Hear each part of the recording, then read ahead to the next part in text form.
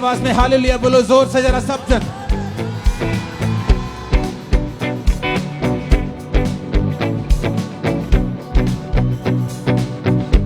अपने हाथों को उठाओ। उसने कहा धर्मी जन की प्रार्थना के प्रभाव से बहुत कुछ हो सकता है। अपने हाथों को उठाएंगे सब कलीसिया, क्योंकि वचन में यह लिखा है कि धर्मी जन की प्रार्थना के प्रभाव से बहुत कुछ हो सकता है। अपने हाथों को उठाओ। खुदाबंद आज मैं प्रार्थना करता हूं इन सब लोगों के लिए, और ये सब भी प्रार्थना करते हैं खुदाबंद तेरा पाक रूह आज हमें छुए, तेरे वचन की गहराई आज इन्हें छुए खुदाबंद। आज जो कुछ भी ये सुने खुदाबंद वो पवित्र आत्मा आपकी ओर से हो।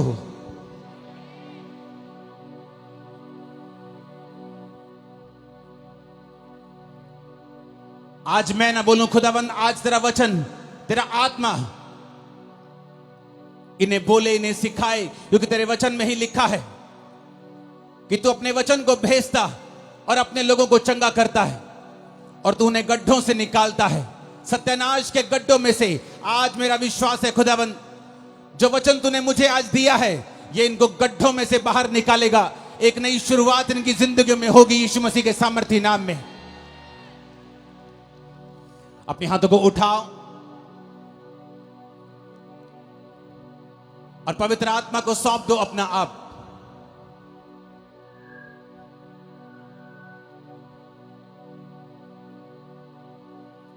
और कहो पवित्र आत्मा मैं अपने कानों को खुला रखता हूं,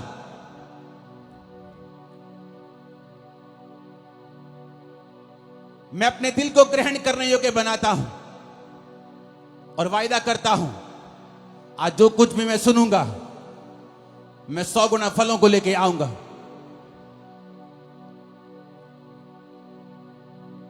आज जो कुछ भी मैं सुनूंगा मैं उसका प्रचार भी करूंगा। आज मेरा विश्वास है कि पवित्र आत्मा मुझसे बात करेगा और मुझे छुड़ाएगा।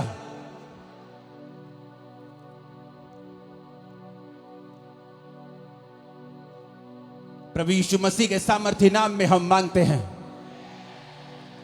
आमीन। जितना लंबा और ऊंचा ये ब्लेसिंग उतनी बड़ी है चर्च।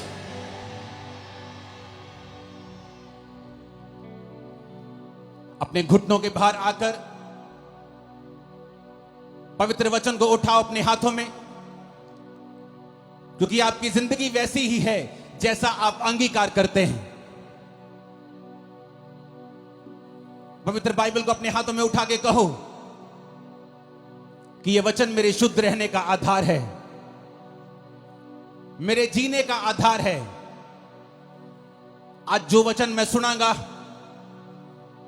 मैं अपने जीवन नू उन वचना दे उत्ते चलावांगा।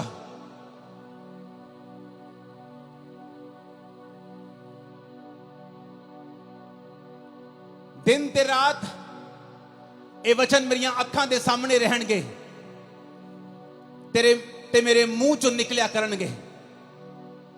मैं वायदा करता हूं परमेश्वर कि ये वचन मेरे मुंह से निकला करेंगे और मेरा ध्यान दिन और रात इन पर लगा रहेगा।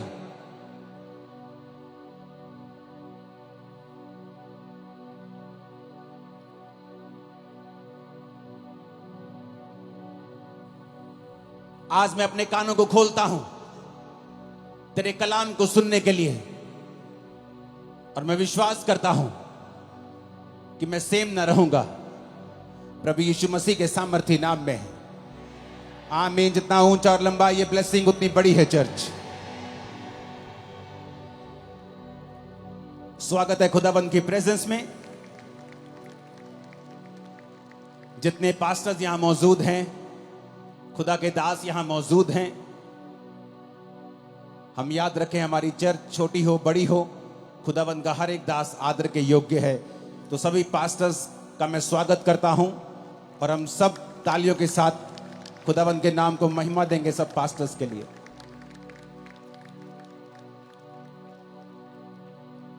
आज मेरा बिलीव है कि पवित्र आत्मा ने जो वचन मसा करके मुझे दिया है वो आपकी लाइफ को सेम नहीं रहने देगा। सब लोग बैठ जाओ, सब वॉलंटियर्स, खास तौर पे तुम लोग, कोई भी आसपास खड़ा नहीं होगा और अगले कुछ मिनट हम वचनों को देंगे और वॉलंटियर्स बोलकर लोगों को नहीं बिठाएंगे, सिर्फ आप इशारा करेंगे, हाथ जोड़ के बिठाएंगे। आज मेरा यह विश्वास है कि पवित्र आत्मा ने आपको जो वचन देना है वो आपकी लाइफ को सेम नहीं रहने देगा। सब कैमरास, फालतू ड्रोन सब बंद कर दो और सिर्फ अपना ध्यान परमेश्वर के वचनों की ओर लगाओ।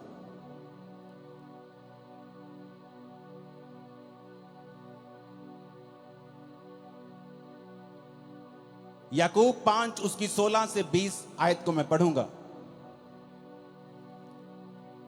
मैं क्यों चाहता हूं आपको वचन दूं आज? बाइबल कहती जब इजरायली लोग प्रार्थना कर रहे थे कि परमेश्वर हमें राजा की गुलामी से छुड़ा, क्योंकि वचन कहता है कि राजा ने उन्हें कठिन कठिन कामों से उनकी जिंदगी को दुखी कर दिया था, बोझ के नीचे उनकी जिंदगी को कर दिया था। और वचन कहता है कि वो परमेश्वर की भविष्यवाणी को याद करने लगे कि प्रभु ने कहा था कि 400 साल के बीतने के बाद मैं अपने लोगों को मिस्र से छुड़ा लूंगा। वो प्रार्थना करने लगे जब 430 साल बीत गए, जब भविष्यवाणी पूरी नहीं हुई, क्योंकि वो नहीं जानते थे कि कोई भी भविष्यवाणी अपने आप पूरी नहीं होती जब तक आप उस भविष्यवाणी के विषय में प्रार्थना नहीं करते या काम नहीं करते हैं। इसलिए नए नियम में लिखा हुआ है कि भविष्यवाणियों को तुच्छ ना जाना जाए, और जो भविष्यवाणी तेरे विषय में की गई हैं उनके अनुसार तू एक अच्छी लड़ाई को लड़े। पौलुस ने अपने बेटे, अपने स्पिरिचुअल संत मिथ्यू से यह कहा। इसका मतलब भविष्यवाणियां अपने आप पूरी नहीं होती जब तक कि उन भविष्यवाणियों के विषय में लड़ा ना जाए। और हमारी लड़ाई इंसानों से नहीं, किसी पार्टी से नहीं, किसी धर्म से नहीं, बल्कि शैतान से है। और हम परमेश्वर के सामने भी प्रार्थना में लड़ते हैं जिस तरह याकूब लड़ा था और जीत गया था। तो वचन कहता है कि हमें प्रार्थना करना जरूरी है, और उन भविष्यवाणियों के विषय में जो हमारे लिए की गई हैं उनके लिए भी हमें लड़ना जरूरी है, यानी प्रार्थना में फाइट करना जरूरी है। तो वचन कहता है कि जब वो फंस गए वहां पर, उन्होंने प्रार्थना करनी शुरू की। जब उन्होंने प्रार्थना करनी शुरू की तो परमेश्वर ने अपने दास को भेजा, उन्होंने मूसा को भेजा।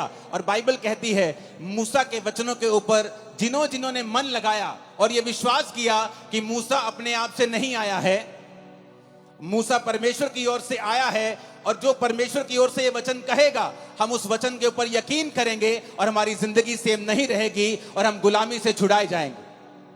वो गुलामी चाहे बीमारी की हो, वो गुलामी चाहे शैतान की हो, वो गुलामी चाहे मानसिक हो, डिप्रेशन की हो, वो गुलामी किसी भी तरह की हो सकती है आपकी लाइफ में।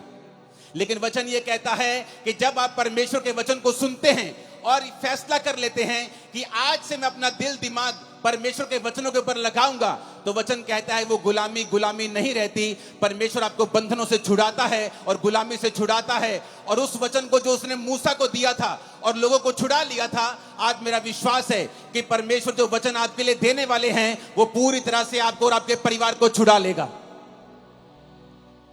इस मसीह जिंदगी में क्या सबसे ज्यादा जरूरी है, क्या है सबसे ज्यादा इंपॉर्टेंट हमारी लाइफ में? आज जितने क्रूसेड्स आज तक मैंने किए हैं, मैं one of the most important word मैं आज आप लोगों के लिए लेके आया हूं। कल रात से मैं परमेश्वर की प्रेजेंस में था, अपने परिवार के साथ नहीं था, और प्रभु से कह रहा था कि परमेश्वर तेरा आत्मा मुझ पे जाहिर करे कि तू अपने लोगों से क्या कहना चाहता है। तो वचन कहता है याकूब 5 उसकी 16 से 20 आयत में, इसलिए तुम आपस में एक दूसरे के सामने अपने अपने पापों को मान लो और एक दूसरे के लिए प्रार्थना करो जिससे चंगे हो जाओ। धर्मी जन की प्रार्थना के प्रभाव से बहुत कुछ हो सकता है। एलिया भी तो हमारे समान दुख सुख भोगी मनुष्य था, और उसने गिड़गिड़ाकर प्रार्थना की कि मेह ना बरसे, तो 3.5 साल बारिश यानी मेह नहीं बरसा। फिर उसने प्रार्थना की, आकाश से वर्षा हुई और भूमि फलवंत हुई। हे मेरे भाइयों, यदि तुम में से कोई सत्य के मार्ग से भटक जाए और कोई उसको फेर लाए, तो वह ये जान ले, जो किसी भटके हुए पापी को फेर लाएगा, हर एक प्राणी को उस प्राणी को वो मृत्यु से बचाएगा और उसके पापों के ऊपर वो पर्दा डालेगा। सब बोलो आमीन। एक डेविड नाम का व्यक्ति, जिसके अंदर इंडिया को बचाने का बोझ था, जब वो इंडिया में आया तो उसको भाषा नहीं आती थी, लेकिन वो एक बात जानता था कि वचन कहता है कि प्रार्थना के प्रभाव से बहुत कुछ हो सकता है। एलिया भी तो हमारे समान दुख और सुख भोगी मनुष्य था, क्योंकि जिनकी जिंदगियों से मिरेकल्स होते हैं या जिनकी लाइफ में मिरेकल होते हैं, लोगों को लगता है कि शायद ये आसमान से उतरा हुआ पुरुष है कोई, इसलिए इसके जब ये प्रचार करता है या ये प्रार्थना करता है, लंगड़े चलते हैं, शायद ये स्वर्ग से उतरा है। लेकिन वचन ये कहता है, क्या फर्क था एक आम व्यक्ति में और एक एलिया में? एलिया भी तुम्हारे समान दुख सुख भोगी मनुष्य था, यानी उसके जीवन में दुख भी आते थे, उसके जीवन में तुम्हारी तरह सुख भी आते थे, लेकिन बाइबल कहती है कि वो तुम्हारे समान हमारे समान दुख सुख भोगी मनुष्य था। लेकिन जब उसने प्रार्थना की कि मैं ना बरसे, तो मैं नहीं बरसा। वचन कहता है, पिछली स्क्रीन को एक जैसा करना, कोई फालतू सिग्नल मत देना पिछली स्क्रीन के ऊपर, जैसे बीच की स्क्रीन है सब तरफ वैसे ही कर दो, नहीं तो बंद कर दो और कुछ कर दो। अपने पड़ोसी को बोलो, ध्यान से सुन, आज तेरी जिंदगी बदलने वाली है। जब वो परमेश्वर का दास डेविड इंडिया में आया, उसे भाषा नहीं आती थी। उसने कहा कोई बात नहीं, अगर मुझे भाषा नहीं आती तो परमेश्वर तो मेरी प्रार्थना को सुन सकता है। वो कबीले में गया जहां लोग उसके खिलाफ हो गए, वो प्रार्थना करने लगा और उसने अपना जीवन प्रार्थना वाला कर लिया और घुटनों पे आकर रोज घंटों घंटों वो प्रार्थना किया करता था। एक दिन उस कबीले वाले ने सोचा कि ये फॉरेनर हमारे धर्म को बदलने के लिए आया है, जबकि वो ये नहीं जानते थे कि प्रभु यीशु मसीह धर्म को बदलने के लिए नहीं, वो जीवन को बदलने के लिए आए थे। जब उसने लोगों ने देखा कि ये धर्म बदलने के लिए शायद आया है, तो बहुत से कबीले इकट्ठे होकर उसे मारने के लिए गए। जब उसे मारने के लिए गए, जहां जंगल में वो प्रार्थना कर रहा था, उसके सामने खड़े हो गए और जब उसे मारने लगे तो सांप उन लोगों के सामने आ गए और सांपों ने उन लोगों को इस डेविड को मारने नहीं दिया। डेविड बहुत लंबा समय नहीं जिया, जल्दी खुदा के पास गया, लेकिन उसकी सेवकाई एक प्रार्थना की सेवकाई थी। और हिस्ट्री कहती है कि उस प्रार्थना के कारण जो उसने रोज रोज परमेश्वर के सामने की, परमेश्वर ने उस कबीले के ऊपर दया की और एक बड़ी बेदारी दी। आज वो सब लोग परमेश्वर में हैं, मसीह में हैं, सच्चाई को जान चुके हैं।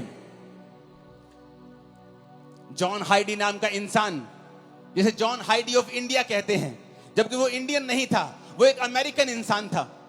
और उसके अंदर एक बोझ पैदा होता है कि मैं जाऊंगा और जो लोग बचे नहीं हुए, जो लोग परमेश्वर में नहीं हैं, जो सच्चाई नहीं जानते, मैं जाऊंगा और उन लोगों को बचाऊंगा। लेकिन उसने प्रार्थना करनी शुरू की। रोज वो 14-14 घंटे वो प्रार्थना करता था। इतनी वो प्रार्थना करता था कि एक दिन जब वो बीमार हो गया, डॉक्टर के पास उसे लेके गए, तो डॉक्टर ने बताया कि आप एक जगह जैसे झुक के जब प्रार्थना करते हैं, आपने इतनी लंबी लंबी प्रार्थनाएं की हैं कि आपका हार्ट जो है वो शिफ्ट हो चुका है और अपनी जगह से थोड़ा दूर जा चुका है, इसलिए आप बीमार हैं। आपके हार्ट की थोड़ी पोजीशन जो है वो चेंज हुई है, आपकी बॉडी में इतने बदलाव हुए हैं। लेकिन डॉक्टरों के कहने के बावजूद भी वो प्रार्थना करता रहा, रोज प्रार्थना करता रहा, अपने घुटनों के ऊपर प्रार्थना करता रहा। और एक समय ऐसा आया कि परमेश्वर ने जिस इलाके में उसको भेजा था, उस इलाके में एक बेदारी शुरू हुई। लाखों लाखों करोड़ों लोग परमेश्वर में आने शुरू हुए। जब आज आप उन इलाकों में जाकर देखेंगे तो 100% 90% लोग मसीह में आ चुके हैं और परमेश्वर को ग्रहण कर चुके हैं। कारण क्या? एक व्यक्ति ने बाइबल के वचनों को समझा। उसने समझा कि एलिया भी हमारे समान दुख और सुख भोगी मनुष्य था, लेकिन उसने फैसला किया कि मैं प्रार्थना करूंगा। एलिया कहां नजर आता है? एलिया कहीं नजर नहीं आता बाइबल में एकदम से आपको। वो कहीं ऐसा नहीं है कि बाइबल में जब पहला राजा की पुस्तक शुरू होती है, दाऊद का जिक्र होता है, दाऊद के बाद पहले शाऊल राजा बनता है, उसके बाद दाऊद राजा बनता है, फिर सुलेमान राजा बनता है, सुलेमान के बाद उसके बेटे राजा बनते हैं, उसके पोते पड़पोते राजा बनते हैं, परमेश्वर में खड़े नहीं रहते, वो गिर जाते हैं, तब तक भी एलिया का जिक्र नहीं आता। लेकिन जब बाइबल कहती है पहला राजा 17 में जब एलिया का जिक्र आता है, पहला राजाओं 17 उसकी 1 से 6, तिशबी एलिया जो गिलाद के परदेशियों में से था, उसने अहाब से कहा, अहाब भी इजराइल का राजा था जिसने इजाबेल से शादी कर ली थी और वो सब कुछ परमेश्वर के वचन के विरोध में कर रहा था और परमेश्वर उससे खुश नहीं था।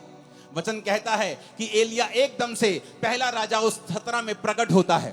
उससे पहले एलिया की कोई जानकारी नहीं थी। एलिया कोई वीआईपी इंसान नहीं था। एलिया कोई राजाओं के खानदान से नहीं था। एलिया किसी प्रॉफिट्स के खानदान से नहीं था। लेकिन एकदम से वो प्रकट होता है और ये कहते हैं तिशबी एलिया। जैसे हम बोलते हैं वो पहाड़ी आदमी, वो पंजाबी आदमी, वो हरियाणवी आदमी, वो यूपी का भाई, वो बिहारी आदमी, उसी तरह कहते हैं तिशबी एलिया एकदम से प्रकट होता है। इजराइल के परमेश्वर के नाम में शपथ खाकर वो राजा के सामने जाके बोलता है कि राजा मेरे कहे बिना ना तो बारिश आएगी ना तो ओस पड़ेगी। लेकिन उससे पहले वो एक बात और कहता है एक आयत में तिशबी एलिया जो गिलाद के परदेशियों में से था, उसने अहाब से कहा, इजराइल का परमेश्वर यहोवा जिसके सम्मुख में उपस्थित रहता हूं। एलिया कहता मैं आया हूं राजा उस परमेश्वर के सामने जिसके सामने मैं उपस्थित रहता हूं। ऐसा जन जिसके कहने से आसमान बारिश देना बंद कर गया 3.5 साल। एक ऐसा पुरुष जिसने प्रार्थना की और आसमान खुल गया फिर 3.5 साल बाद। वो पुरुष जो कोई वीआईपी नहीं था, किसी राजाओं के खानदान से नहीं था, किसी प्रॉफिट से खानदान से नहीं था, एक आम आदमी एकदम से पहला राजाओं 17 में उसका जिक्र होता है कि तिशबी एलिया नाम का एक पर्सन सीधा राजा के सामने जाके हियाव के साथ हौसले के साथ खड़ा होता है और कहता है राजा उस परमेश्वर की शपथ जिसके सामने मैं उपस्थित रहता हूं। आज कौन लोग बंधनों में हैं? कौन लोग गरीबी के बंधन में हैं, बीमारियों के बंधन में हैं? कौन लोग हैं जिनको शैतान सताता है? ये वो लोग हैं जो परमेश्वर के सामने घुटनों को नहीं टेकते हैं, जो एक दिन तो प्रार्थना करते हैं दूसरे दिन प्रार्थना करना छोड़ देते हैं, जो एक दिन तो चर्च जाते हैं उसके बाद दूसरे संडे छुट्टी कर लेते हैं, जिनको ये नहीं मालूम कि आपके पास एक पावरफुल हथियार है, प्रार्थना करने का हथियार। आपके पास अधिकार है, आपके प्रार्थना के प्रभाव से बाइबल कहती है बहुत कुछ हो सकता है। लेकिन आज शैतान ने विश्वासियों को भटका दिया है। आपका फोन आपकी प्रार्थना का स्थान ले चुका है। आपका व्हाट्सएप, आपकी फेसबुक और इंस्टाग्राम आपकी प्रार्थना का स्थान ले चुका है। जब भी आप प्रार्थना करने के लिए बैठते हैं आपको काम याद आता है, आपको व्हाट्सएप याद आता है, आपकी मम्मी आपको कॉल करने लगती है, आपकी बेटी आपको तंग करने लगती है, क्योंकि शैतान नहीं चाहता आप प्रार्थना करें। तिशबी एलिया बाइबल कहती है एक आम इंसान था। आप सोचते हैं मैं एक आम इंसान हूं, मैं कैसे अपनी जिंदगी को बदल सकता हूं? मेरा परदादा भी गरीब था, मेरा दादा भी गरीब था, मेरा बाप भी दिहाड़ी करता था, मैं भी गरीब हूं, तो परमेश्वर मुझे कैसे हमारे परिवार में इतने सालों से चल रहा कैसे बदल सकता है? लेकिन वचन कहता है एलिया भी तुम्हारे समान दुख और सुख भोगी मनुष्य था, लेकिन जब उसने प्रार्थना की बेना बरसे तो मैं नहीं बरसा, जब उसने प्रार्थना की मैं बरसे तो मैं बरसा। ऊंची आवाज में बोलो हालेलुया। हम प्रार्थना के महत्व को समझते हैं। एक पास्टर प्रार्थना कर रहा था और काम कर रहा था। बहुत साल उसने सेवा की लेकिन इतने रूहें नहीं बचा पाया। उसको आंखों का रोग हो गया। जब आंखों का रोग हो गया उसने कहा अब तो मैं सेवा नहीं कर सकता लेकिन मैं प्रार्थना करूंगा, और उसने प्रार्थना करनी शुरू कर दी। जब उसने प्रार्थना करनी शुरू की, परमेश्वर ने एक पास्टर, 2 पास्टर भाई थे, उनके दिल में डाला कि वो जाएं और उस जगह के ऊपर प्रचार करें। और हिस्ट्री बताती है कि जब उसने प्रार्थना की तो रिवाइवल शुरू हुआ। वो 16-16 घंटे 14-14 घंटे रोज प्रार्थना करता था, और उस जगह पे जब रिवाइवल आया तो 1 लाख लोग रोज यीशु मसीह को अपना जीवन देने लगे और पूरा इलाका परमेश्वर में आ गया। कारण प्रार्थना। कारण ये नहीं था कि वो दुनिया के बेस्ट बाइबल स्कूल में पढ़े थे या वो दुनिया के सबसे ऊंची यूनिवर्सिटी में पढ़े थे। उन्होंने बाइबल के वचन को समझ लिया था कि जब तू प्रार्थना करेगा मैं रास्तों को खोलूंगा, मांगो तो दिया जाएगा। उन्होंने समझ लिया था कि अगर मेरी जिंदगी में जो कुछ नहीं है इसका कारण यह है कि हमने प्रार्थना नहीं की। जॉन हैडी, जिसकी वजह से पूरे का पूरा इलाका, पूरे की पूरी स्टेट्स परमेश्वर में है, वो कहता था आज प्रार्थना करने वाले लोग बहुत कम हैं और रोने वाले प्रार्थना में उससे भी कम हैं, और आहें भरने वाले प्रार्थना में तो है ही नहीं है।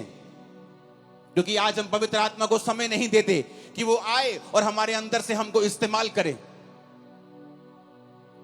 आज प्रार्थना का जीवन नहीं है, इसलिए शैतान ये बात जानता है, वो बात जानता है, इसीलिए वो आपकी लाइफ में काम करता है। लेकिन वचन ये कहता है, अगर आप इस प्रार्थना की पावर को समझ जाएंगे, अगर आप समझ जाएंगे आपके पास एक अधिकार है और आप परमेश्वर से प्रार्थना कर सकते हैं, जब तक वो उत्तर ना दे तब तक प्रार्थना कर सकते हैं, आपकी लाइफ कभी भी सेम नहीं रहेगी। मेरी लाइफ में जब मसीह में आने के कितने साल बाद भी जब मेरी लाइफ में चंगाई नहीं थी और मैं सेवकाई में आ चुका था, तो पवित्र आत्मा मुझे एक ही बात बोलता था कि तुझे पवित्रताई में रहना है, क्योंकि पवित्रताई में रहने से तो अपनी जिंदगी का बड़े से बड़ा अटैक खत्म कर सकता है, चाहे वो तेरे शरीर के ऊपर हो, तेरी आत्मा के ऊपर हो, तेरे फाइनेंस के ऊपर हो, तेरी सेवकाई के ऊपर हो। अगर तू पवित्रताई में चलेगा और गंदगी नहीं करेगा, व्यभिचार नहीं करेगा, चोरियां नहीं करेगा, तो परमेश्वर तेरी जिंदगी से बड़े बड़े बंधनों को तोड़ देगा। और दूसरा, पवित्र आत्मा ने कहा, अगर तू प्रार्थना करेगा, ये टीम जो मेरे पीछे खड़ी है उनमें से कुछ लोग 20 साल से मेरे साथ हैं, ये लोग जानते हैं किस तरह से जब 2014, 13, 12 की बात है, मैं अपने प्रार्थना रूम में, जब ये भी मेरे साथ होते थे, जब प्रार्थना करने के लिए बैठते थे तो रोज 6 घंटे 5 घंटे इनके साथ अकेले में प्रार्थना करता था।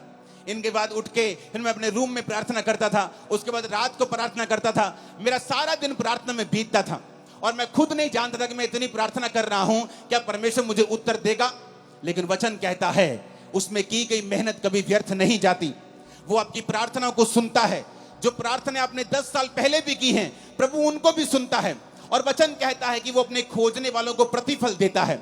यानी कि जब आप प्रार्थना करते रहते हैं और उसके साथ परमेश्वर को खोजना नहीं छोड़ते, आप चर्च नहीं छोड़ते, आप फास्टिंग नहीं छोड़ते, बाइबल पढ़ना नहीं छोड़ते, आप संगति नहीं छोड़ते, तो परमेश्वर सारी प्रार्थनाओं का उत्तर देता है। मेरे जीवन में भी ऐसा ही हुआ।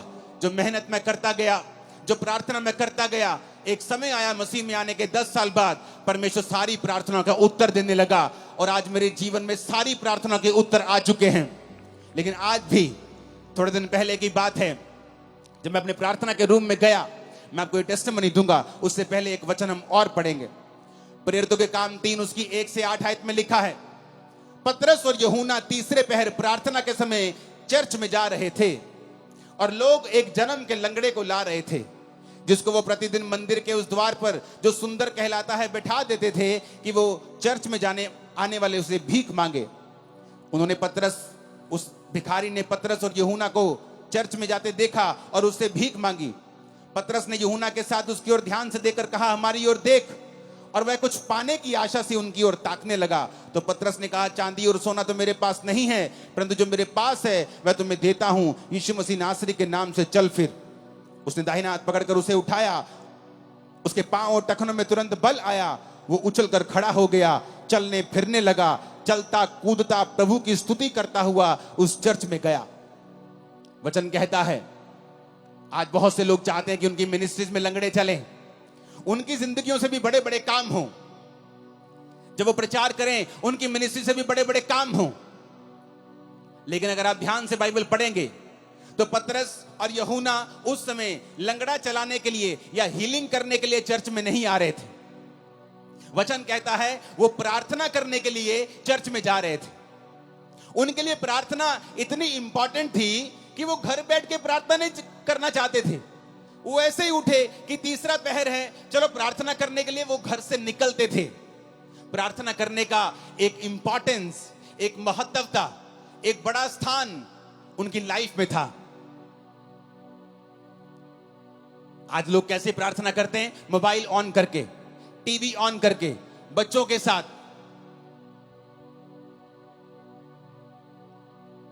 कुकर के ऊपर दाल चढ़ा के, राजमा चढ़ा के, और साथ साथ में देखते भी रहेंगे कितनी सीटी हो गई। जैसी आपकी प्रार्थना है फिर वैसा ही रिजल्ट है।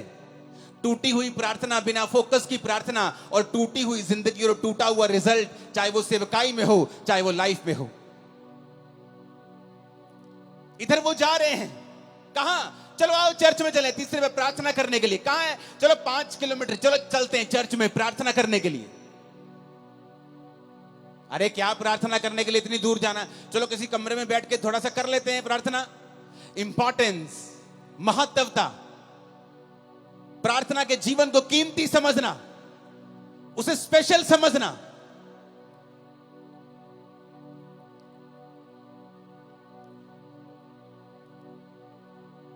अफ्रीका की जाके हिस्ट्री देखो, जिन पास्टर्स ने उन्हें बदला है वो अपनी जिंदगी में 90-92% अपना पैसा परमेश्वर को देते, सिर्फ 8% रखते थे अपने पास। 14 घंटे रोज प्रार्थना करते थे और बोलते थे कि जिस पास्टर की प्रार्थना 8 घंटे से कम है वो अपने आप को फुल टाइम पास्टर बोलना बंद कर दे।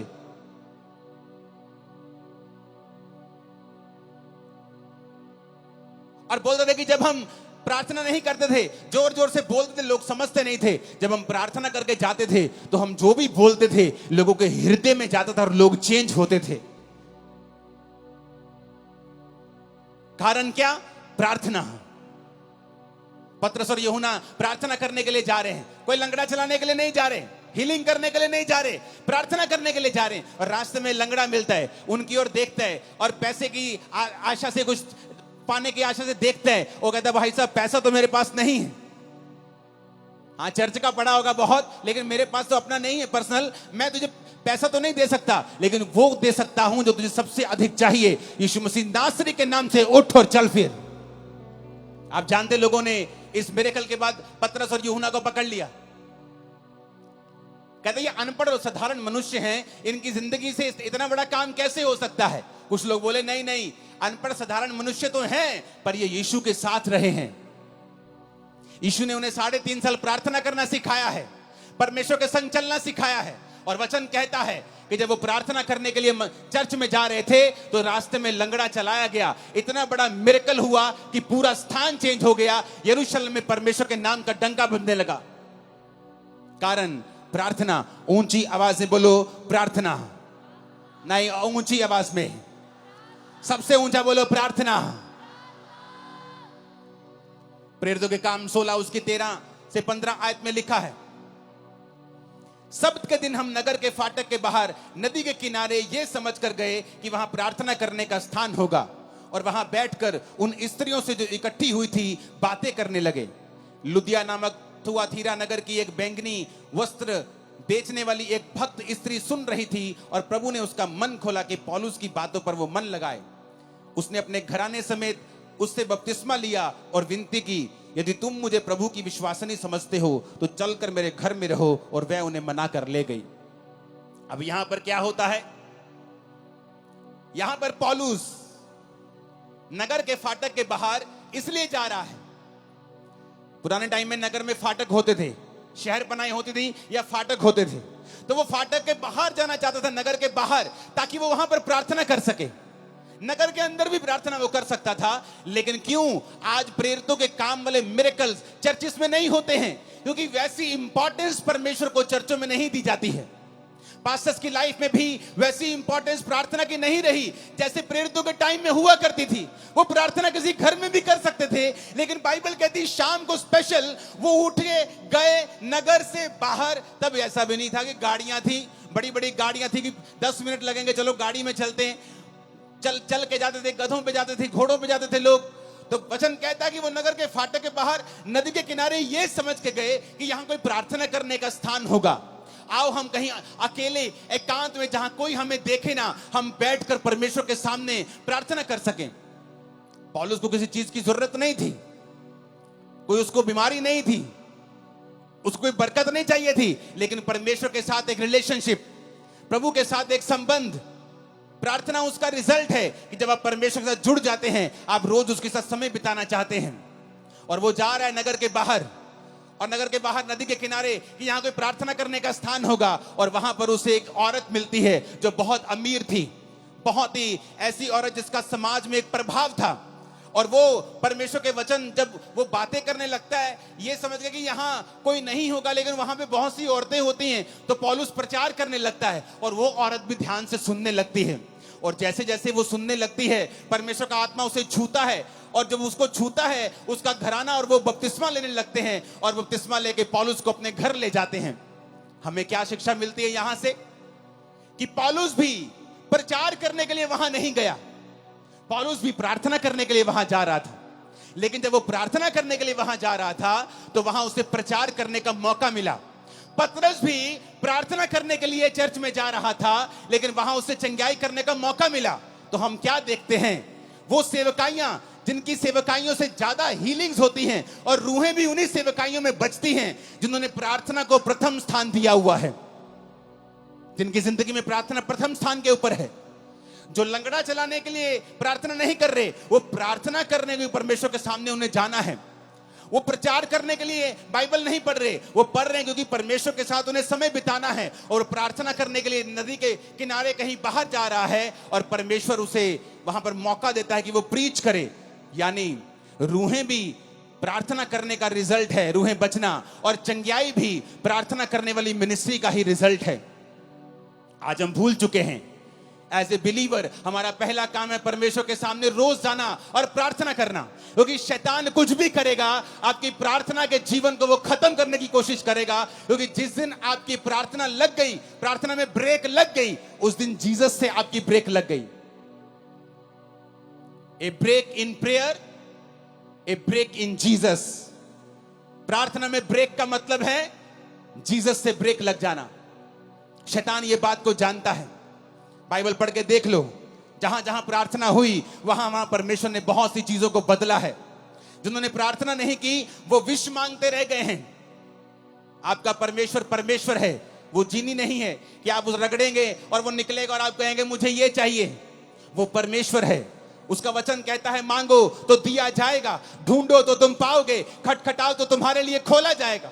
तुमने कंप्लेंट की है अपने पास्टर से, अपने पति की, कि ये नशा करता है, अपने बेटे की नशा करता है, लेकिन कभी प्रार्थना नहीं की। हाँ मैंने की है प्रार्थना। कितनी देर? आधा घंटा। एक बार की? अच्छा रोज की? हाँ मैंने 2 महीने की। उसके बाद मैंने प्रार्थना करनी बंद कर दी। मैं चर्च में भी कम जाती हूँ, कभी कभी जाती हूँ बड़ी मीटिंग में, लेकिन मैं पास्टर को रोज फोन करके तंग करती हूँ कि मेरे लिए, मेरे बेटे के लिए प्रार्थना करना। वचन कहता हर एक व्यक्ति अपना बोझ स्वयं उठाएगा। आपका पास्टर आपको वचन देगा, हाँ वो आपके बेटे के लिए प्रार्थना भी करेगा, लेकिन परमेश्वर ने आपकी ड्यूटी लगाई है, तू बच, तेरा घराना बचाया जाएगा। तू कैसे बचेगा, तू कैसे बचेगी अगर तेरी प्रार्थना जीरो है तो? एक आदमी को परमेश्वर ने कहा मैं तुझे इस्तेमाल करूंगा, इस जगह पे, इस नगर में, इस देश में तुझे इस्तेमाल करूंगा। वो चला गया। पवित्र आत्मा ने कहा प्रार्थना करनी पड़ेगी। प्रार्थना करता रोज, क्योंकि उसको चर्च से पैसा नहीं लेना था, तो वो शाम तक काम करता था, शाम के बाद आता था और प्रार्थना करता था। जब कुछ साल रिजल्ट नहीं आया तो उसने फैसला किया कि अब मैं काम नहीं करूंगा, अब मैं सिर्फ प्रार्थना करूंगा। तो परमेश्वर ने उसका कुछ इंतजाम किया, कुछ रिटायरमेंट का इंतजाम किया, पैसों का इंतजाम किया कि वो 24 घंटे प्रार्थना कर सके, और वो लगातार उस देश के लिए प्रार्थना करने लगा। 7 साल के बाद जब वो लगातार प्रार्थना करने लगा, उस देश में एक लॉ पास हो गया, सारे वेश्या के अड्डे, सारी दारू की दुकानें बंद हो गईं और देश के 99% लोगों ने परमेश्वर को ग्रहण कर लिया। उसकी इंटरव्यू हुई, लोग उसके पास आके पूछने लगे क्या किया आपने, आपने ऐसा क्या किया कि ये सारे लोग परमेश्वर में आ गए? उसने कहा आओ मैं तुम्हें दिखाता हूं। वो अपने प्रार्थना के कमरे में उन्हें ले गया, और लकड़ी का कालीन था, सॉलिड लकड़ी का, और उसमें घुटनों के निशान पड़े हुए थे। उसने कहा ये मेरा मूल्य है परमेश्वर के सामने, जो मैंने इन लोगों के लिए प्रार्थना की है, और परमेश्वर ने मेरी प्रार्थना को सुना है। आप अकेला प्रचार करेंगे बिना प्रार्थना के, बिना प्रभु की हुजूरी के, लोगों के हृदय कभी छिदेंगे नहीं। वो कभी परमेश्वर को ग्रहण नहीं कर पाएंगे, कभी परमेश्वर के वचन को समझ नहीं पाएंगे। आपको पवित्र आत्मा की फायर और ताकत चाहिए आपके प्रचार के पीछे, कि वो लोगों के हृदयों में जाए और वो आज से वायदा करके जाए कि परमेश्वर आज से कुछ भी हो जाए, मैं रोज प्रार्थना करूंगा, घंटों घंटों प्रार्थना करूंगा, तेरी हजूरी में आऊंगा, और मैं आपको वायदा करता हूं अगले कुछ महीनों और सालों के अंदर अंदर वो आपको छुड़ाएगा और सबसे ऊंचे स्थान के ऊपर लेके जाएगा। वो आपकी बेइज्जती को पूरी लाइफ के लिए खत्म कर देगा। आपकी लाइफ में नई शुरुआत को वो देगा। आमीन। ऊंचा और खतरनाक वाला चाहिए चर्च। ऊंची आवाज में हालेलुया बोलो 7 बार, जरा ऊंची आवाज में।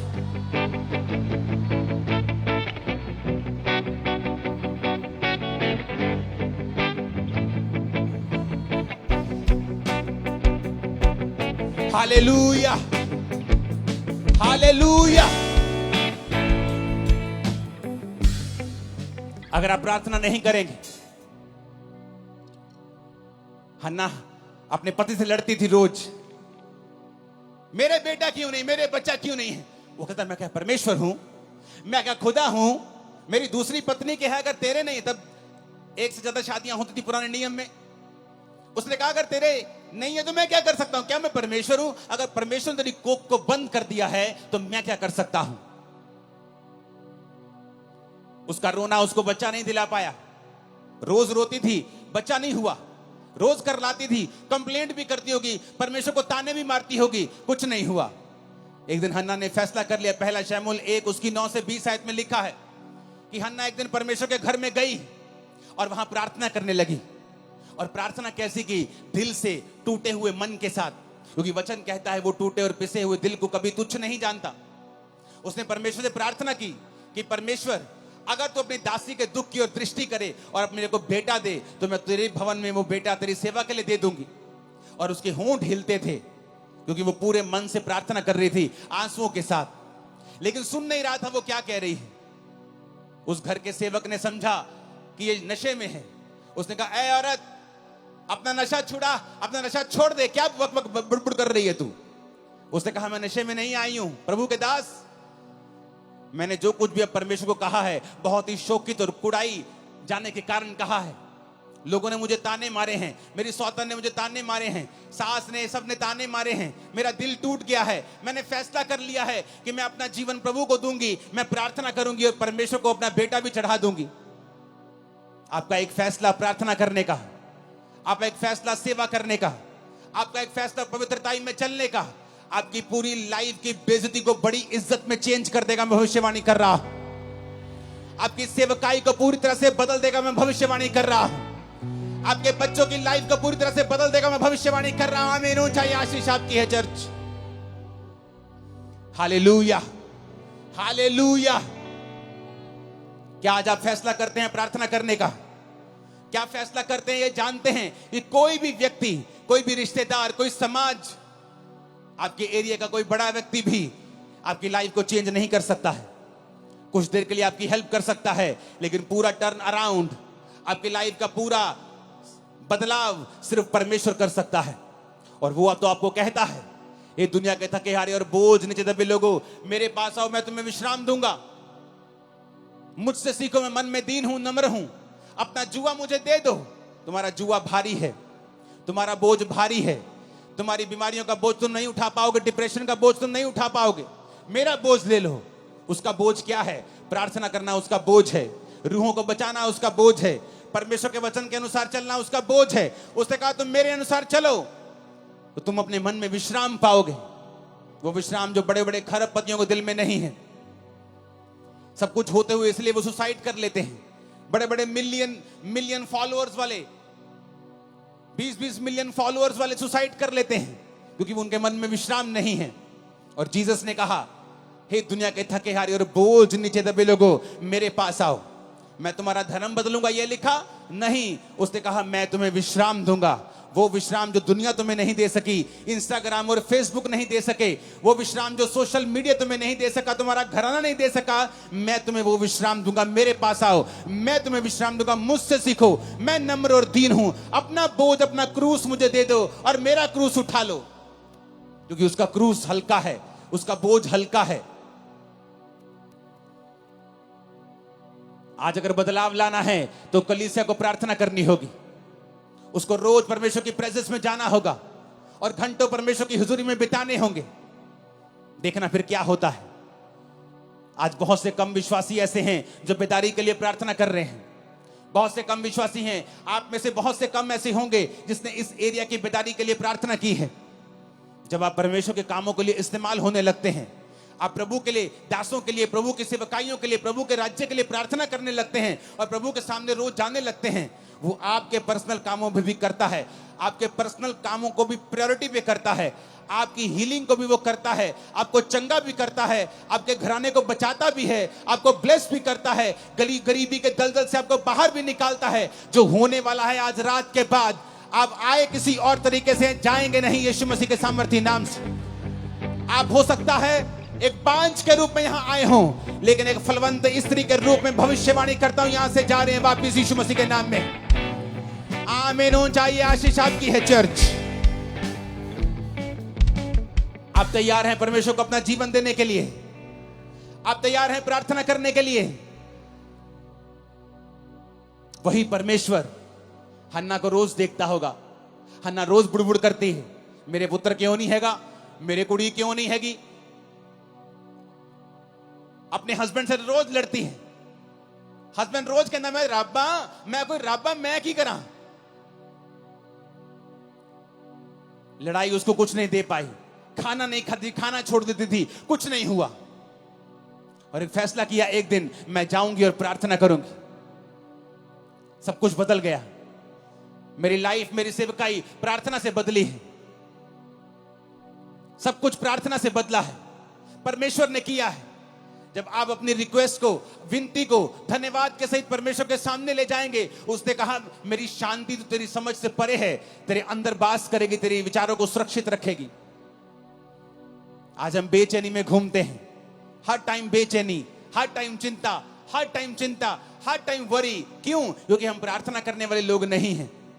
अगर हम प्रार्थना करेंगे तो चिंता नहीं रहेगी, प्रार्थना करेंगे डिप्रेशन नहीं रहेगा, प्रार्थना करेंगे बीमारियां नहीं होंगी। क्योंकि बाइबल कहती है मुझ में की गई मेहनत कभी व्यर्थ नहीं होती, परमेश्वर ने कहा। जब मैं परमेश्वर में आया और प्रभु के बारे में मुझे मालूम हुआ, जब पहली प्रार्थना मेरे सिर पर हाथ रख के हुई थी, मैं कंप्यूटर इंजीनियर था, तब पहली प्रार्थना में समझ आ गई थी, क्योंकि मैं सब जगहों पे जा चुका था, सुसाइड करने वाला था, लेकिन ये बीमारियां और ये डिप्रेशन, नशे मुझे छोड़ के नहीं जा रहे थे। जिस दिन पहली प्रार्थना हुई, समझ आ गई थी कि मेरे जीवन में सचमुच परमेश्वर बड़े काम कर सकता है। जो पहला करंट मुझे प्रार्थना का लगा था, उससे मुझे समझ आ गई थी, लेकिन मैं हील नहीं हुआ, चंगा नहीं हुआ। और एक दिन पवित्र आत्मा ने मुझसे कहा वचन के जरिए, क्योंकि वचन मुझे पढ़ना पड़ता था, नहीं तो मेंटली अपसेट के अटैक होते थे मुझे, तो बाइबल पढ़ने से मेरे वो ठीक हो जाते थे। तो बाइबल पढ़ते पढ़ते वचन आया, हे मेरे प्रिय भाइयों, हियाव बांधो, दृढ़ रहो, क्योंकि तुम जानते हो मसीह में की गई मेहनत कभी व्यर्थ नहीं जाती। यहां लगा यह वचन दिल में, रेमा बन गया, मेहनत करनी शुरू की। 40 रोजे रखे, साल में 1 बार, 2 बार, 3 बार, 4 बार, 5 बार, 5वीं बार या 6ठी बार रोजे थे तो परमेश्वर ने मुझे छुआ और 2005 में उस डिप्रेशन से पूरी तरह आजाद कर दिया। आज 25 हो चुका, 20 साल से मैं पूरी तरह से आजाद हूं, नशे से, डिप्रेशन से। कारण क्या? प्रार्थना, जो परमेश्वर ने हमें अधिकार दिए हैं। आपने कंप्लेंट अपने पास्टर को की है कि आपने रोज प्रार्थना की है? आपने 2 महीने करके बंद कर दी, आपने लगातार प्रार्थना नहीं की। आपको वचन के ऊपर खड़े होना होगा जब अगर आप चाहते हैं रिजल्ट आए तो।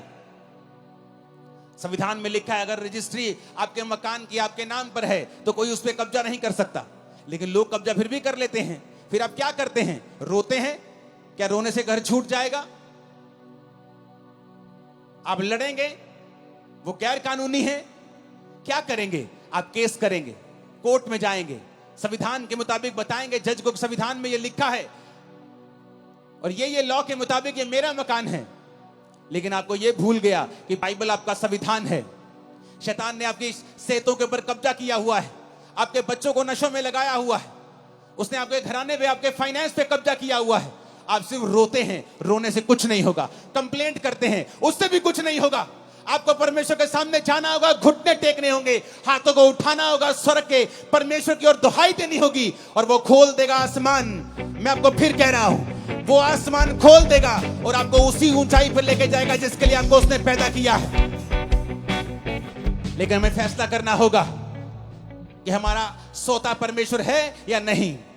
क्योंकि आपने कंप्लेंट भी करके देख ली, आपने रो लिया, अपने बच्चों से लड़ लिया, अपने हस्बैंड से लड़ लिया, अपनी वाइफ से लड़ लिया, अपने भाई से लड़ लिया, लड़के भी कुछ नहीं हुआ, रो लिया, करला लिया, कलेश डाल लिया, कुछ नहीं हुआ।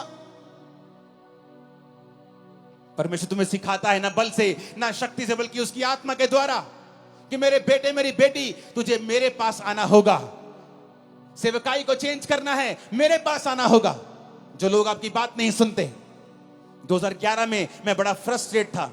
मिनिस्ट्री 7000 क्रॉस कर चुकी थी, 7000 की चर्च क्रॉस कर चुकी थी, लेकिन मैं बड़ा फ्रस्ट्रेट था क्योंकि मैं जैसा चाहता था वैसा काम नहीं होता था, टीम वैसा बिहेव नहीं करती थी और मैं फ्रस्ट्रेट हुआ और मैं चला गया प्रार्थना में। देश को छोड़ दिया और 21 दिन के लिए प्रार्थना में चला गया। वो 21 दिन मैं अनमैरिड था, अपनी फैमिली से वैसे भी बहुत मैं कम बात करता था। मेरी मदर थी शायद जो सेव हो चुके थे, शायद 2011 में वो भी नहीं हुए थे या एकदम से ताजे ताजे सेव हुए थे। कोई फैमिली मेंबर मुझसे बात नहीं करता था। बस 21 दिन सिर्फ प्रार्थना की। अपने होटल के कमरे में रहता था और जब प्रार्थना से उठता था तो मुझे मालूम नहीं होता था कि दोपहर का समय है, कि रात का समय है कि सुबह है। मोबाइल छोटे होते थे, छोटा मोबाइल देखता कि कितना समय हो गया, फिर सोता था, फिर उठता था, प्रार्थना प्रार्थना। 21 दिन मैंने प्रार्थना की। जब मैं वापस आया, मेरी सेवकाई पूरी तरह से बदल गई। लोग मेरी बात सुनने लगे, टीम्स मेरी बात सुनने लगी। मेरे मन मुताबिक जो खुदा ने मुझसे चाहा था वैसा मेरी मिनिस्ट्री में काम होने लगा, क्योंकि परमेश्वर ने मुझे दिखाया कि तेरे प्रचार से भी कुछ नहीं होगा, तेरे चाहने से भी कुछ नहीं होगा, तेरी डेडिकेशन से भी कुछ नहीं होगा, जब तक तुम मेरे सामने घुटने नहीं टेकेगा, मेरे सामने नहीं आएगा। वो 21 दिन थे जब परमेश्वर ने मुझे सिखाया कि चाहे तेरी सेवकाई में 500 लोग हों या आने वाले समय के 5 लाख हों, तुझे रोज मेरी प्रेजेंस में बने रहना है, मेरी हजूरी में बने रहना है। तब समझ आई और उसके बाद मैं रोज अपने आप को प्रार्थना में देने लगा। अपनी लाइफ में प्रार्थना को प्रथम स्थान दिया। आज चाहे मैं शादीशुदा हूं, मेरे बच्चे हैं, मेरी फैमिली है, बड़ी सेवकाई चर्च है, सैकड़ों ब्रांचेस हैं, लेकिन मेरी प्रार्थना का समय बड़ा हुआ है, आगे से भी ज्यादा है मेरी प्रेयर का समय, क्योंकि मैं सीक्रेट जानता हूं, मैं ये भेद जानता हूं कि भेद है खुदा के साथ रहना, भेद है प्रार्थना करना, भेद है तुम दुख और सुख भोगी मनुष्य हो। एलिया कोई स्वर्गदूत नहीं था। राजा के सामने जाके बोलना कि राजा मेरी जिम्मेवारी से बोलता हूं, तेरे देश में बारिश नहीं आएगी, यानी तेरा देश भूखा मरेगा। आज तो जमीन के नीचे से पानी निकाल लेते हो समर्सिबल से, तब ऐसा नहीं होता था।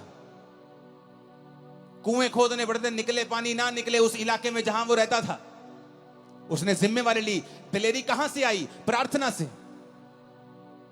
बाल के नबियों को मार दिया, बड़े बड़े काम किए। फिर इजाबेल ने कहा एलिया आज तेरा सिर मैं धड़ से अलग कर दूंगी। एलिया भागा, एलिया भागा। उसका भागना, उसका डरपोकपन इस बात का सबूत था कि एलिया भी एक मनुष्य ही था। उसकी पहली दलेरी इसलिए थी कि वो रोज प्रार्थना में समय बिताता था। उसके बाद जब इंसान विक्ट्री देखता है, जीत देखता है, इंजॉय करने लगता है, प्रार्थना भूल जाता है, तो शैतान फिर से उसे डराने लगता है। वो फिर से भागता है और खुदा से कहता है खुदा मुझे मार दे, मैं अपने वंशों से अच्छा नहीं हूं। परमेश्वर से रोटी देता है और पानी देता है, बोलता है खा, तुझे बहुत काम करने हैं। यानी एलिया भी स्वर्गदूत नहीं था, नहीं तो वो भागता थोड़ी उस राजे से डरा नहीं, राजे की वाइफ से डर गया। वो प्रार्थना, प्रेयर्स। जब बड़े बड़े क्रूसेड्स होते हैं, लाखों लोग आते हैं क्रूसेड्स, लोग बोलते हैं अगले दिन आओ एंजॉय करते हैं, चलो आनंद मनाते हैं। हाँ आनंद करो, कोई बात नहीं, लेकिन अगली मीटिंग के लिए मुझे फिर खुदा की प्रेजेंस में ही जाना है, क्योंकि पिछले मसे से मैं अगला संडे नहीं चला सकता हूं। मैं अपने सोर्स को समझता हूं, अपने सोते को समझता हूं कि वो परमेश्वर है। जिस दिन आप ये समझ जाएंगे कि सब बातें परमेश्वर की ओर से होंगी। आप पौलुस को पढ़ के देखो, जब वचन कहता है कि उस औरत ने बपतिस्मा लिया, उसके घराने ने बपतिस्मा लिया, उसके बाद पढ़ के देखो क्या हुआ। अगर आप 16 से लेकर 40 आयत तक पढ़ेंगे प्रेरितों के काम की, आपको मालूम होगा। उसके बाद पौलुस की जिंदगी में बहुत से रास्ते परमेश्वर ने खोले, बड़ी जगहों के ऊपर वो गया सुसमाचार सुनाने के लिए, और आगे के आगे वो चलता गया। क्यों? उसकी जिंदगी जो थी वो प्रार्थना वाली जिंदगी थी। जब आप प्रार्थना वाली जिंदगी आपकी होती है, आगे के बाद आगे रास्ते खुलते जाते हैं। आप प्रार्थना बंद कर देते हैं, आप उस लेवल पर स्टक हो जाते हैं, अड़ जाते हैं, खड़ जाते हैं। जैसे पानी बहता हुआ रुक जाता है तो फिर वो स्मेल करता है, बहता पानी स्मेल नहीं करता है। आप पढ़ो पौलुस को, सिर्फ ये मिरेकल नहीं हुआ रूहें बचाने का, आगे भी बहुत से मिरेकल्स उसकी सेवकाई में हुए, क्योंकि वो प्रार्थना करने वाला जन था। उसको मालूम था कि मेरा सोर्स जो है वो परमेश्वर है। ऊंची आवाज में कहो आमीन। आप पढ़ो अपनी बाइबल को, रोज देखो कि कब कब प्रार्थना हुई है और कहां कहां प्रार्थना का रिजल्ट उनकी लाइफ में कैसा आया है। आप फिर समझ जाएंगे दुनिया की बड़ी बड़ी बेदारियां प्रार्थना से शुरू हुई।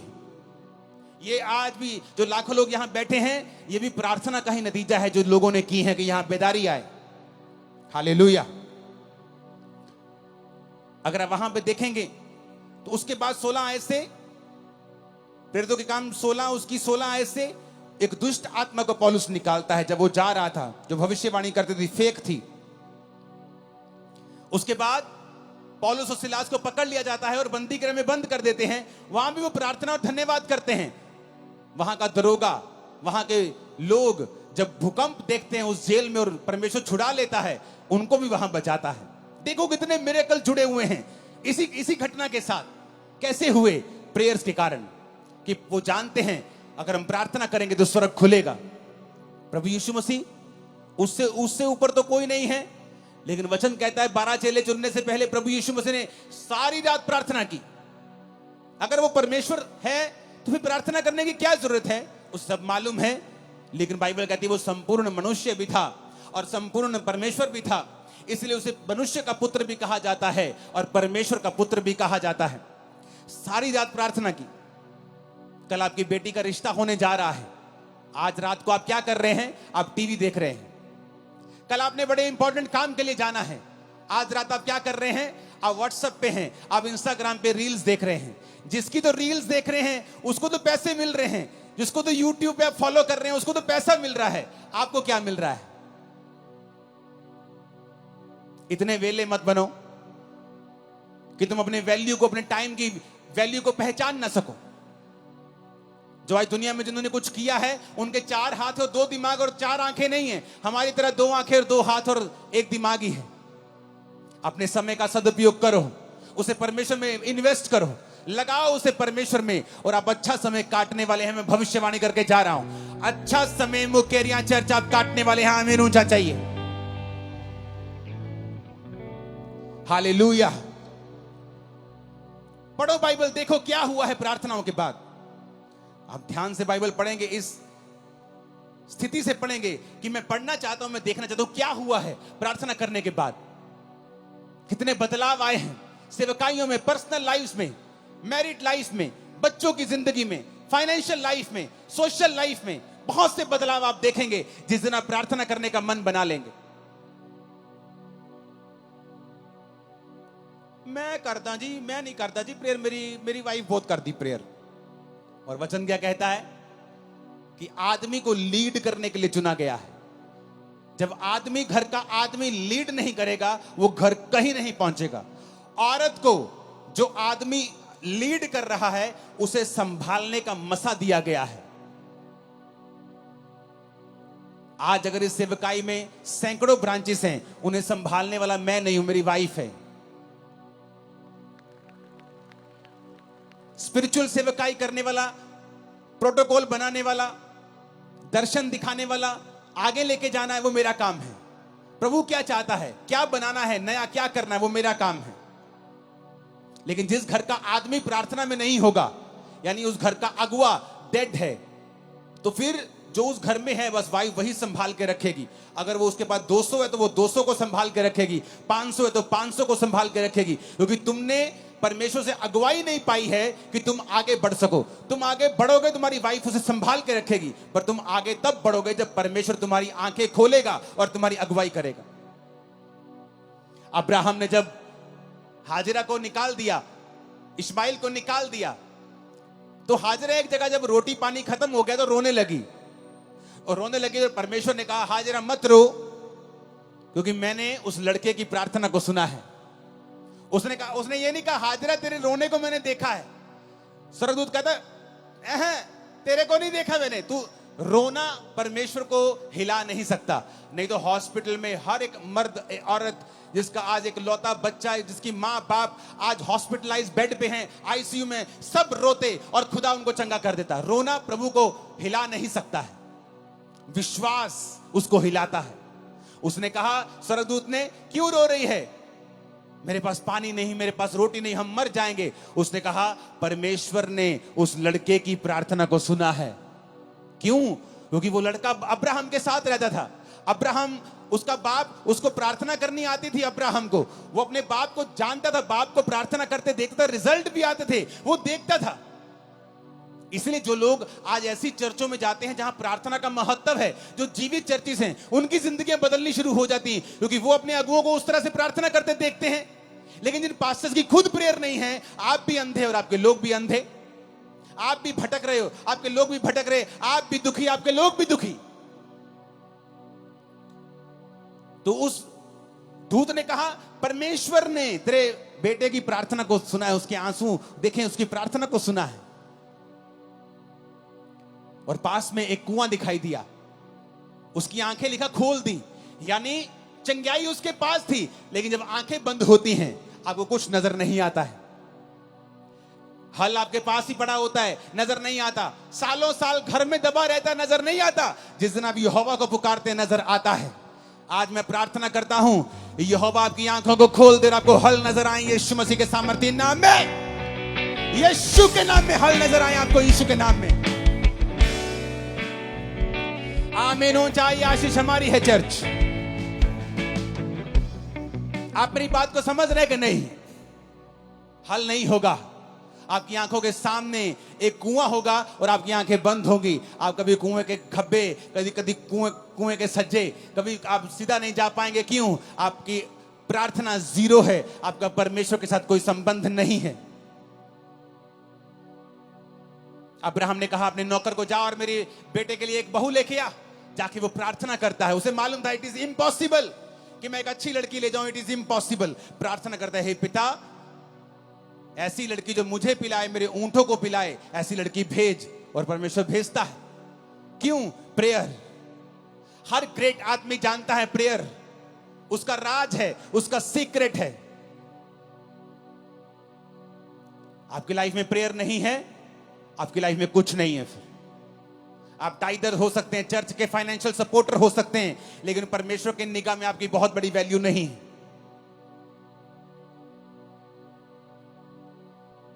आज से अगर आपका फेसबुक अकाउंट आपको प्रार्थना करने से रोक रहा है, यहीं डिलीट करके जाना, खोल लेना जाके 50 दिन बाद जब प्रार्थना सेट हो जाए। खुदा ने कहा ऐसा इंसान जो तुम्हें काना करता है, कहता है तू काना होके परमेश्वर के राज में प्रवेश कर लेना। ऐसा ना हो कि 2 आंखें रख के तू नरक में चला जाए। फेसबुक अकाउंट रखने का कोई प्रॉब्लम नहीं, लेकिन अगर वो प्रार्थना खत्म कर रहा है तो डिलीट कर दो और प्रार्थना में चले जाओ। ऐसी हर चीज को खत्म कर दो। काना होके प्रवेश कर लो, लंगड़ा होके प्रवेश कर लो, एक टांग के साथ लंगड़े होके चले जाओ, लेकिन चले जाओ। जो सही है उसे अपना लो। आज लड़ाई है अपनी फैमिली से, बहू से, सास से, माफ कर दो आज, नहीं तो प्रार्थना नहीं कर पाओगे परमेश्वर के सामने।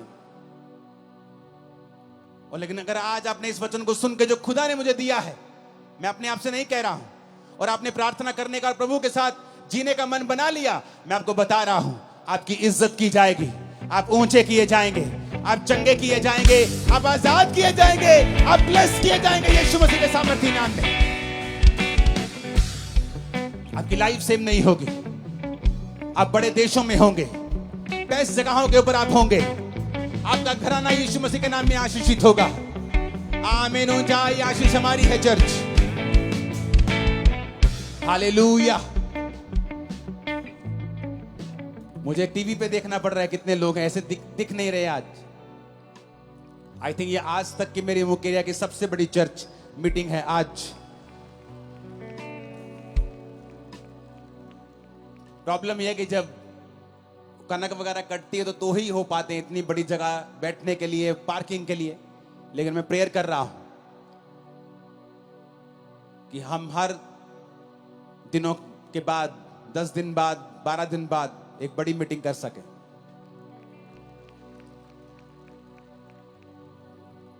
अपने पड़ोसी को पूछो, बोलो तैयार हो यीशु के साथ जीवन जीने के लिए? तैयार हो प्रार्थना करने के लिए? क्योंकि अगर प्रार्थना नहीं करोगे तो कुछ नहीं होगा। आमीन खड़का के बताओ जरा शैतान को कि तुमने सुन लिया वचन को। हालेलुया।